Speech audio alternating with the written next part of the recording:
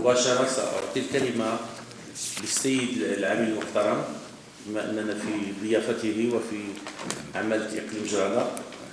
فلنا الشرف أن يفتتح الجلسة السيد العامل المحترم. تفضلوا لكم الكلمة. غرفة الصناعة التقليدية والأخ العزيز سيد بوجوالة. بسم الله الرحمن الرحيم، والصلاة والسلام على أشرف المرسلين وعلى آله وصحبه أجمعين. السيد رئيس غرفة الصناعة التقليدية لجهة الشرق، السيد رئيس المجلس الإقليمي، السيد المدير الجهوي لوزارة الصناعة التقليدية، السيد مدير الغرفة لجهة الشرق، السادة أعضاء الغرفة المحترمين، الحضور الكريم، السلام عليكم ورحمة الله تعالى وبركاته. يسعدني بمناسبة انعقاد أشغال دورتكم العادية لشهر أكتوبر لغرفة الصناعة التقليدية لجهة الشرق برسم السنة الجارية أن أرحب بكم باسمي ونيابة عن ساكنة الإقليم، وأشكركم السيد الرئيس ومن خلالكم السادة الأعضاء على اختياركم إقليم جرادة لاحتضان أشغال دورتكم، وعلى الجهود التي تقومون بها بمعية باقي الشركاء من أجل النهوض بهذا القطاع على صعيد جهة الشرق. إذ لمست فيكم السيد الرئيس من خلال الاشتغال معكم رغبة كبيرة وإرادة قوية من أجل تطوير هذا القطاع وتحسين أوضاع العاملين به،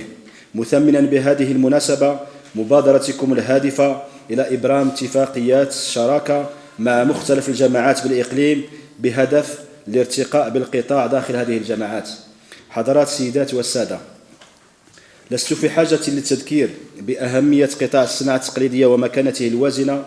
التي تتعدى الجوانب الاقتصادية والاجتماعية لما يختزنه من مقومات حضارية وثقافية وفنية جعلت بلادنا تصنف دوليا في مرتبة متميزة ضمن الفنون الحرف التقليدية، وجعلت الحرفيين المغاربة من قبيل الكنوز الإنسانية الحية. وليس بالغريب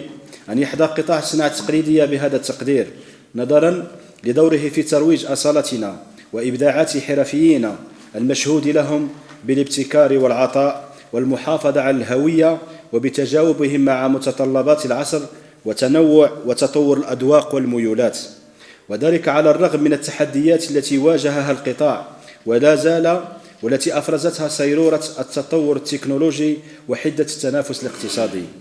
وأود بهذه المناسبة أن أشيد بالشراكة التي مكنت من إنجاز قرية للصناع التقليديين بمدينة جرادة حظيت بتدشين صاحب الجلالة الملك محمد السادس رحمه الله، وذلك بهدف تحسين ظروف عمل ودخل الصناع بمختلف فئاتهم وتثمين وتعزيز دور قطاع الصناعة التقليدية بإقليم جرادة، مما يدل على العناية الملكية بهذا القطاع، كما يتماشى تدشين جلالته لهذه القرية مع مضامين الرسالة الملكية التي وجهها جلالته في شتنبر 2001 إلى المشاركين في الندوة الوطنية لإعداد الكتاب الأبيض للصناعة الحرفية والمهن بمدينة فاس، والتي أكد فيها جلالته العناية الملكية الموصولة لهذا القطاع الحيوي، حيث قال: الذي نكن له ولحرفيه عطفا خاصا وتقديرا فائقا لدوره المركزي في الحفاظ على الهوية المغربية. انتهى كلام جلالة الملك حفظه الله. وحرصا منا على تعزيز البنيات التحتية للنهوض بوضعية الصناع التقليديين وتحسين ظروف عملهم، فقد تم ضمن اتفاقية الشراكة لتأهيل جماعة جرادة في إطار سياسة المدينة برمجة مشروع هدم وإعادة بناء مركز الصناعة التقليدية الحالي بمدينة جرادة بكلفة تقدر ب 460 مليون درهم عن طريق الشراكة بين وزارة الصناعة التقليدية والاقتصاد الاجتماعي والتضامني وعمالة إقليم جرادة ومجلس إقليم جرادة وغرفة الصناعة التقليدية لجهة الشرق، وذلك من أجل المساهمة في تأهيل القطاع وضمان شروط فعاليته وجاذبيته، حيث سيتضمن هذا المشروع محلات مهنية للإنتاج والتسويق، قاعة للعرض، مرافق إدارية وصحية. فعلى صعيد إقليم جرادة فإن محفزات النهوض بهذا القطاع وما يزخر به هذا الإقليم من موارد طبيعية ومحلية كمروج الحلفاء ومادتي الصوف والجلد جعلت السلطة الإقليمية تدرج ضمن مشروع المخطط الإقليمي للتنمية برسم 2016-2021 مشروع وحدة لاستغلال الصوف بمنطقة عين بن مطهر التي تتوفر على ثروة حيوانية جد مهمة، وذلك من أجل تثمين المنتجات المحلية والنهوض بها. وفي إطار انخراط بلادنا في ورش التنمية المستدامة والمحافظة على البيئة سيتم العمل على تشجيع خلق تعاونيات تتولى إنتاج بدائل للأكياس البلاستيكية، والتي تم حظرها كما تعلمون بموجب القانون 1577 القاضي بمنع صنع الأكياس البلاستيكية واستيرادها وتصديرها وتسويقها واستعمالها ابتداء من فاتح يوليوز 2016. ونحن مستعدون لمواكبة هذه التعاونيات وتقديم العون اللازم لها من خلال إدراجها في البرامج التمويلية للمبادرة الوطنية للتنمية البشرية كإجراء مصاحب لعملية منع الأكياس، والتي تقتضي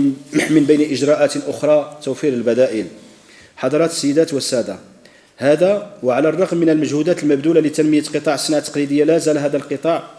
يلتمس الطريق نحو تحقيق إقلاع حقيقي يؤهله ليلعب دوره التنموي والثقافي كأحد البدائل الاقتصادية للنشاط المنجمي بالإقليم، كما أن